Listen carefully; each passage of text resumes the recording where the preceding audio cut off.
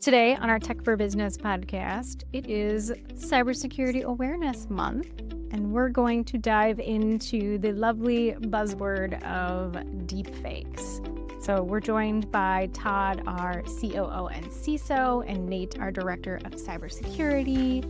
I think our listeners know what deepfakes are, but I guess we could give them the elevator pitch and maybe just some examples of where they might see it or where you have seen it. I can open up this time. So deepfakes are when you use artificial intelligence to impersonate someone, right?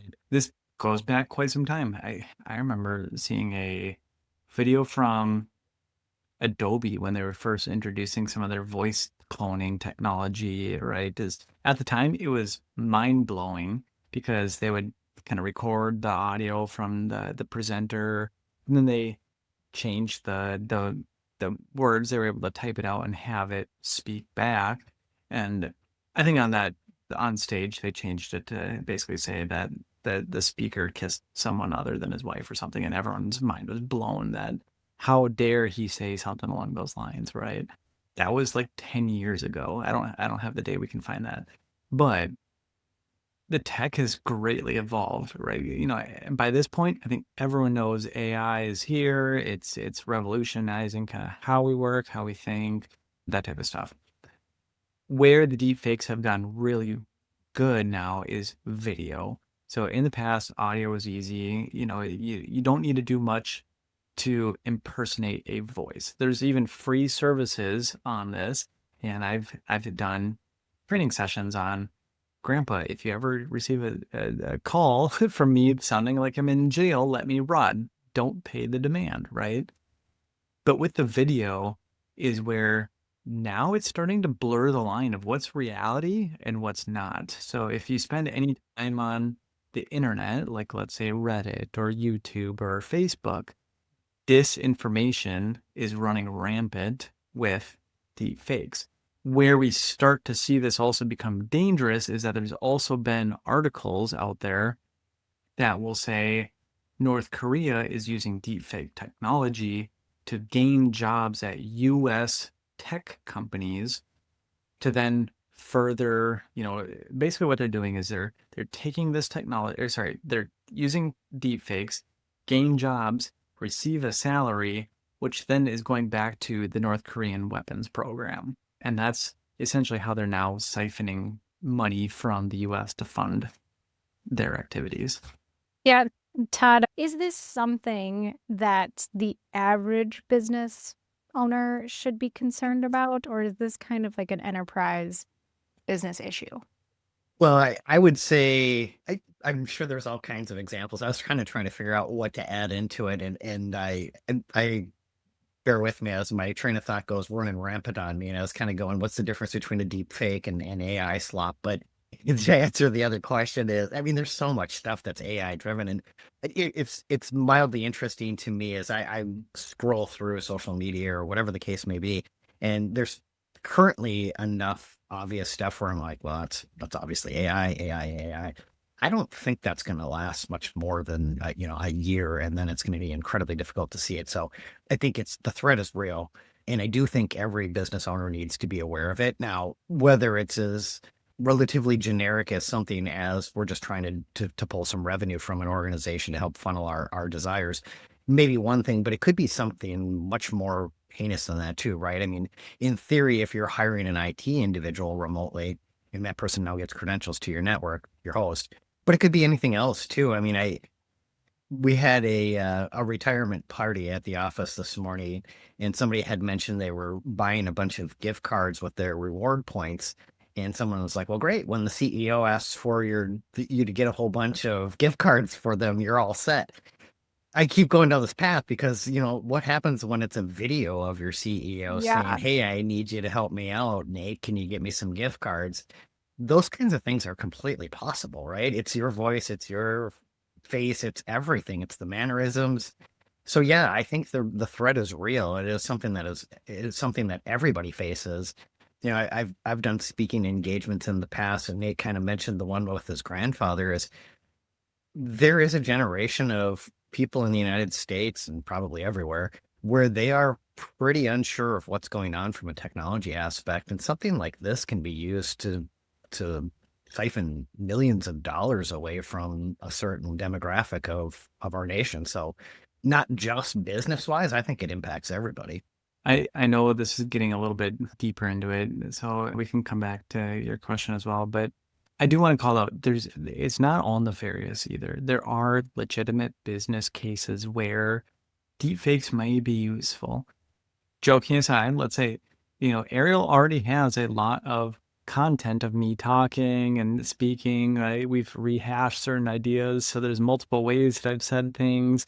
This would be a great time to fire me and just say, I'm going to now have a AI deepfake Nate for the podcast and save money, right? So but I say that because we are starting to see a lot of marketing campaigns switch to using AI generated video. Maybe it's not a deep fake necessarily, but AI video, again, has become really good at this point. So there are still some telltale signs that maybe we can talk about of how to identify this stuff in multiple avenues.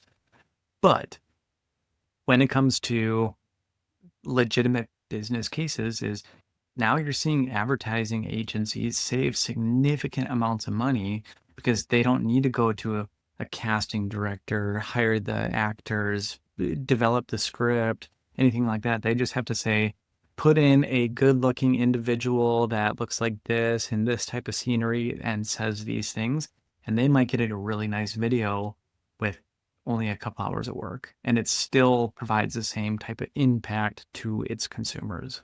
No, you've got other things, but I can't help it. I don't want to get into specifics because I don't want to raise any alarms and I don't want anybody to get upset. But I've seen videos and Nate kind of mentioned this, so I'm tipping my hand slightly a little bit, but there's a video of a very prominent political figure in the United States where it's pretty obvious there's been posts where they're doing, whether you want to call it the AI avatar or other, it looks like them specifically. But if you watch the video, you can see certain things where they do hand gestures. And in case you're not on video, I'm doing hand gestures. And two of the fingers on one of his hands, so now I know it's a he, blends into one. So those are the kinds of things that are going on there. But if you weren't really looking for it, you probably wouldn't have even noticed. But it's happening. So it's happening today. There is real stuff that's out there that avatar, it's just quick, it's easy, it's getting the right message across in the same fat manner that you wanted to. So it does exist. I actually saw an article and I did not dig into it this morning, but I saw that there is an AI actress, kind of to Nate's point, that's drawing a lot of interest from Hollywood. And I was like, well, how does an AI actress draw interest from a studio? Anyways, if you're curious, the name is Tilly Norwood, I believe. But this is an AI actress, and to Nate's point is it's pretty quick that you can start to use this type of technology to do all kinds of stuff, new movies, new whatever, and it can be a totally generic individual. That's interesting. I'll have to look that up because just like who has ownership over that? There's like probably a marketing or an artist person on the side. It's such an interesting concept. I'd love to dive into sort of spotting these things and what you're looking for. Todd kind of transitioned us in that direction. So when you're dealing with, interviews or phone calls or things like that, what are really those big things, big red flags? Yeah. So with this is becoming a challenge because AI is getting better. So Yep. I'll talk about it as in, within the last 6 months or so Mhm. is AI, sorry, people are predictable, but they also differ, right, from time to time. So I have a common cadence to my tone and how I communicate.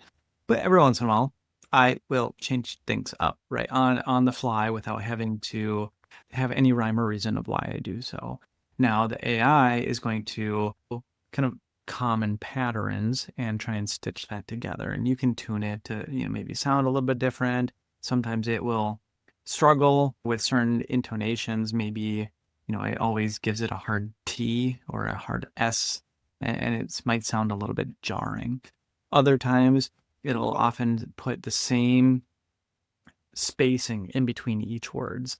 And so the computer is basically taking a word, plopping it down, taking the next word, plopping it down, and it's reading it like a book, right? There's always one space.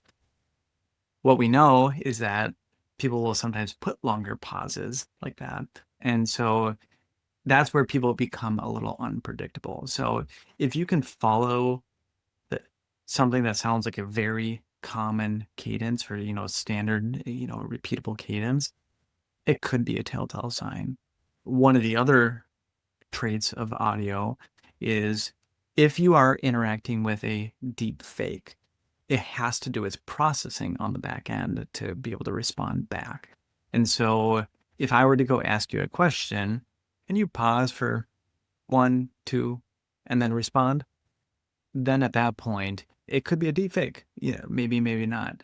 The one thing I do want to be careful because, I was just doing some interviews, over the past week is while you're trying to identify potential deepfakes, which again aren't going to be that common, do not inherently discredit someone else's, standard cadence or thought patterns. There are people that may actually need to take a second or two to communicate or, process their thoughts before communicating effectively. So I just want to put that in there because I think there's a lot of bias when hiring, and I don't want to rule out you discrediting good tools because you're looking for a AI deep fake and then coming to me saying, Nate, you told me that this person is fake, right? I think it's really important to kind of highlight what Nate said, so I'm going to do it again. As of the first week of October in 2025, this is where we stand with spotting it. And I say this because I went to a conference back in May, so we're not too far along back. And there was some AI stuff that was going on, and I was like, that is so ridiculously obvious that it's AI. In this one example, there was no blinking, none. The AI did not blink once. And I was like, well, it was so ridiculously obvious as to the fact that that's not real. You don't even see that. It's only been a couple of months. That's been corrected. That doesn't exist anymore. So it just kind of highlighted this is a moment of time. This is where AI deepfakes are at the moment. Some of the stuff, depending on what you're looking at, I think you'll see varying results. So for example, on social media, as I said, as you're doom scrolling or whatever, some of the things that are fairly obvious, the skin tone tends to be weird. The lighting tends to be odd. You get shiny reflections that don't make sense. People are unnaturally beautiful and have perfect bodies. Those things are fairly obvious when you're looking at it. You're like, that's not real. No But advertising agency would ever pick me. But those ones are relatively easy to spot as of today. Now, things that still do happen is you'll see weird eye movement. You will see, as Nate mentioned, there'll be some herky jerkiness. I think if you're interacting the one that Nate mentioned, the pausing is pretty obvious. To me, it's fairly obvious. The other one that I think is kind of funny is one of the things that AI is starting to do to kind of cover up the strange cadence is it'll put in a every once in a while, you're like, that doesn't actually fit there. That's bizarre. So those things kind of will be pretty obvious. Again, at the moment, there is some light lip syncing things that happen today. You don't see that quite as much on video just because of the inherent nature where that's off as much. But I think we kind of nailed the vast majority of them. And again, most of this is as of today. I think it's getting better so much quicker. But as Nate mentioned, the one that's really obvious is when you're interacting with it, there is a typical half second, 1 second pause of it's taking that message and saying, how am I going to respond? It's trying to predict anyway, but it has to make sure it's got it the right context before it responds. So there is usually a bit of a delay in it. But again, it's not a perfect solution of, this is always incorrect because someone took a moment to gather their thoughts. Other telltale signs. I can't find it right now. I was trying to find it while you're talking, and it was some commercial for a drink. I don't know if it was Fanta or whoever, but when you look at the AI actress's hair, it doesn't follow the physics that you would expect, right? Things kind of float and flow just a little too much. And if you look at the physics of that, you're like, yeah, that doesn't look great. We know that when you look at generated content, things like water doesn't flow well. Hair has historically been a question of whether or not it's accurate. It's gotten a lot better, but even in the most recent AI advertising, it's how much time and money does that advertising agency want to put in to make it look perfect if they already are delivering the same type of messaging. Right. Yeah. I'll kind of expand just a little bit too. There are certain things too, and Nate and I are really good at it.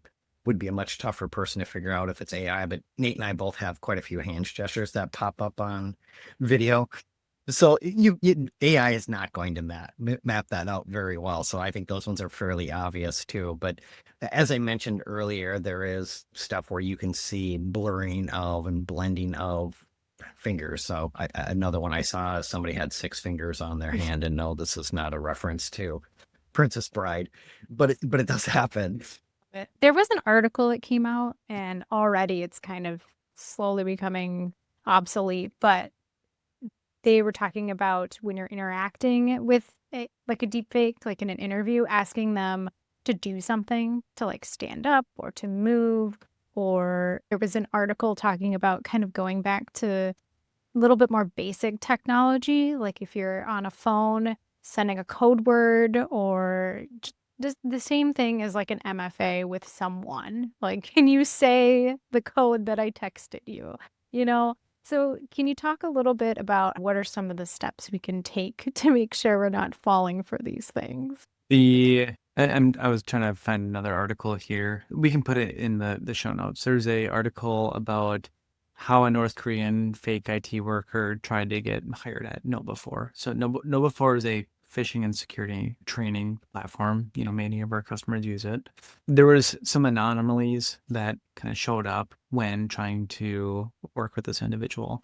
I don't remember all the specifics because I remember it was from last year, but I would say a couple of the items is, how do you monitor output of your employees, right? So let's say, yes, you hired a deep fake, a North Korean, tech workers. It could be anywhere. What type of output are they getting, right? Interesting, yeah. You should have some way of measuring employee success. Now, I am vehemently opposed to what I consider spyware of just putting on all your employees' software or your computers and taking screenshots and keyloggers. I think that's wrong. You should have a good way of measuring employee productivity without needing to go down that route. I will call out the safeguards is you do hire the wrong person. How do you prevent new software from being loaded onto your workstations or devices in the event that you do make a mistake and hire that person, right? This is where tools like the application allow listing are going to come into play and very, very critical. If anyone tries running anything new, are you able to get an alert saying someone's running new malicious software in your environment? Taking a step backwards those are all reactionary, right? Now, what do you actually proactively to try and prevent this in the first place? There are various tools that are coming up of, okay, let's run a extended social security trace, taking a look to see, does this person have a history of predictable employment history, right? I see they grabbed a couple of, we're based out of Minnesota here, so have they worked at several Minnesota-based jobs, or are they kind of a global nomad picking jobs wherever they may be? It's not a disqualifier, maybe a red or a yellow flag to consider. What about some type of background check? Does it come back with much history or not, right? Not employment records, but, residence records, do they kind of follow a standard pattern of where they've lived, or are they just popping again all over the world, and maybe those don't always align with the employment history. So if you're a technical recruiter or an HR individual, you've got more work to do. I'm sorry. And now you are playing into a little bit of this anomaly detection.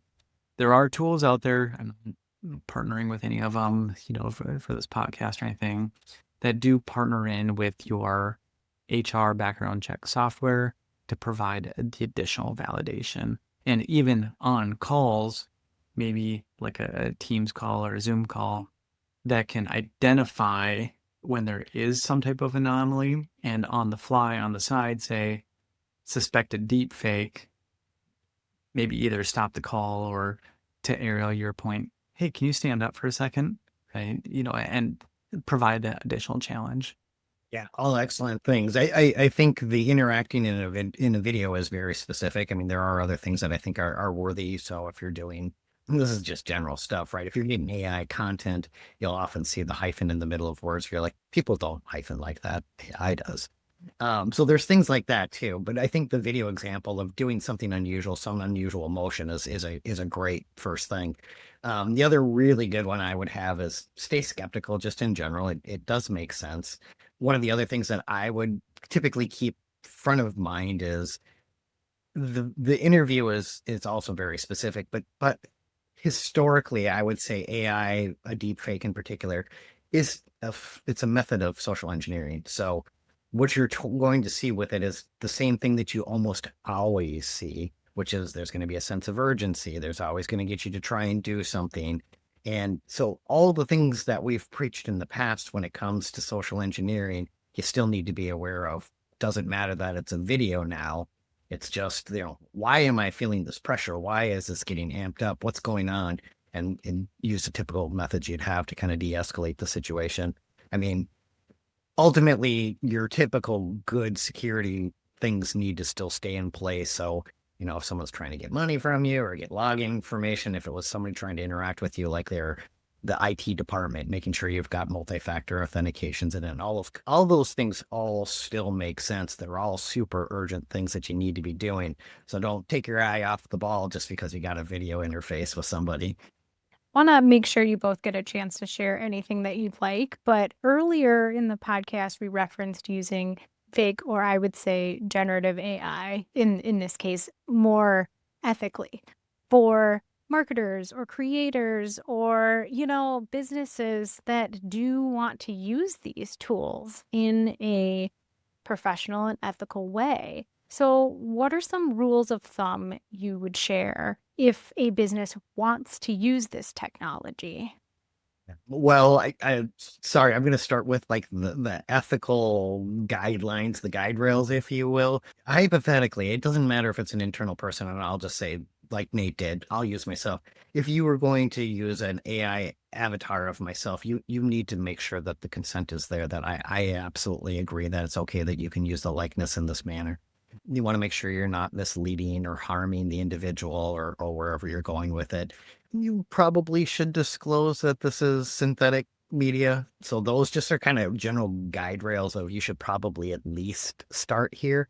But when it comes to examples, I think the best one that I have that I go, that makes a ton of sense would be marketing. So for example, in a situation like this, where we would say, this is very expensive for us to have myself and Nate on a podcast, and we want to limit that expense, and or Nate and Todd are super busy, or Nate and Todd went on a cruise in the Caribbean for a security event.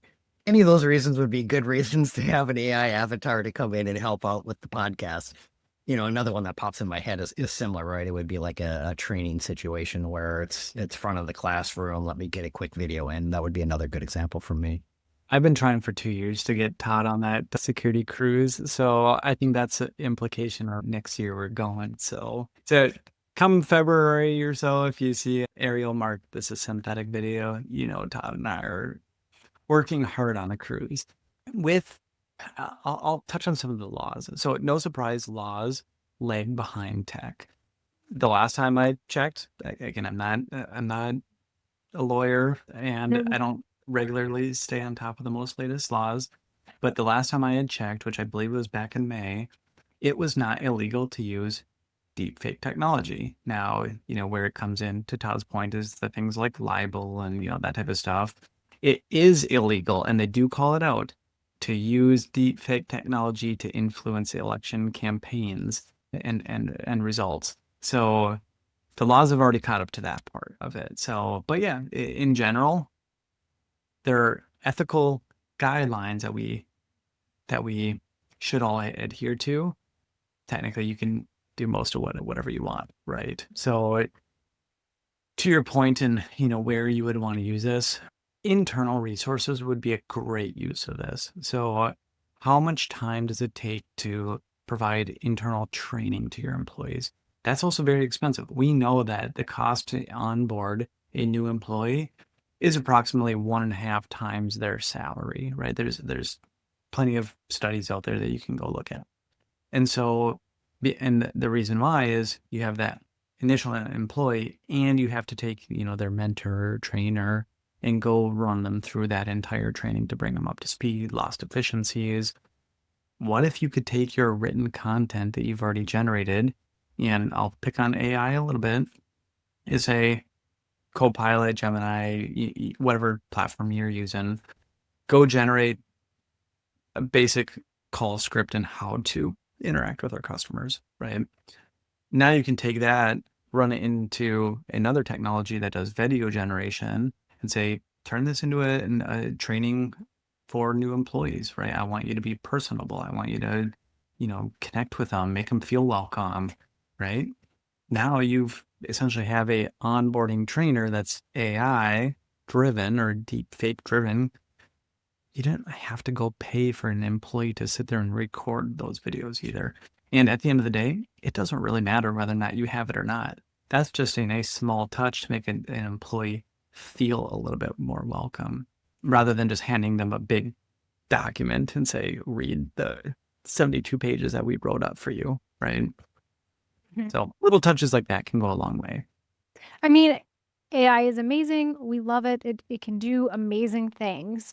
As we close out here, the thing that's on my mind is, do you think there will come the bell curve and kind of the other side of this where are almost capitalizing on not using AI? Is there going to come a point where low tech is going to be popular? Mm-hmm. Oh, go ahead, Nick. Yeah, sorry. I want to reference back an old podcast. I don't have the exact one. I'm subscribed to CIT's YouTube, and it comes across, as Ariel blasts out all of our podcasts.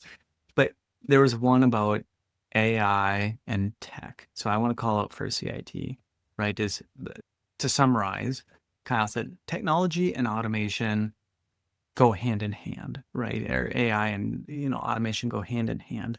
But at the end of the day, our customers expect a human response to be able to get the context, get the awareness, hear your frustrations with tech, right? That's why we're here to help solve the business problems and get tech out of your way to be able to assist with that.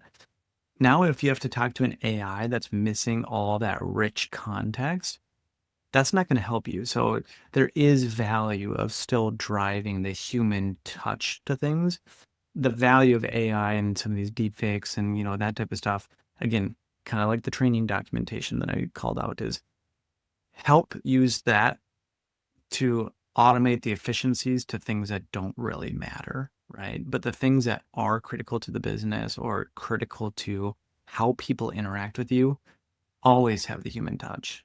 Yeah, and my answer would be, I think it's inevitable that there will be something that comes in and it's, kind of like this is probably a terrible analogy, but the first one that came to mind is Made in America, right? Or organic food might be another one where there was kind of this call of going back to this natural way of doing things. The actress that I mentioned earlier would be another one where you'll want to say, this video was made with only humans only, those kinds of things. It seems inevitable that, yeah, you will definitely see some push that says, I want it to be a human that I'm interacting with. There will be somebody, like if you're using AI as a potential thing where you could potentially do this, or you can use it for taking phone calls, right? You don't like talking to the computer and people are yelling into the phone, representative. You may find somebody going, I will not do business with somebody where I have to talk with an AI voice to get to a real person. That I think that would absolutely happen. For sure. So Yeah, yeah, I think one of the other things is AI, right? It's always so validating back to you because it wants to keep you engaged, right? There's a full open AI lawsuit about this right now. It's always making you feel good to try and keep you on the platform. I'll pick on tech and on the help desk side of things, as well as sometimes when you call in for support, you don't want to hear the tech go, "How are you? You're having a great day," right? You just want them to go, "I understand. Yeah, something's messed up. Let's just knock it out," right? I don't know if the AI is going to get to that point and just be real with you, but that's where I think that human touch is, again, really important. We're not trying to validate every emotion. We're just trying to touch on it, help you out, reduce the frustration, but ultimately solve the issue so you don't have to deal with it again. Perfect. Yeah, that's a great place to kind of end that highlight between balancing the human element and all of these new amazing AI tools. So thank you both for joining us this week. Thank you for joining us today. If you enjoyed this topic, please let us know. Like, subscribe, or reach out to us at info@cit-net.com or head out to our website, cit-net.com/podcast. We'll be back next week with an all-new episode.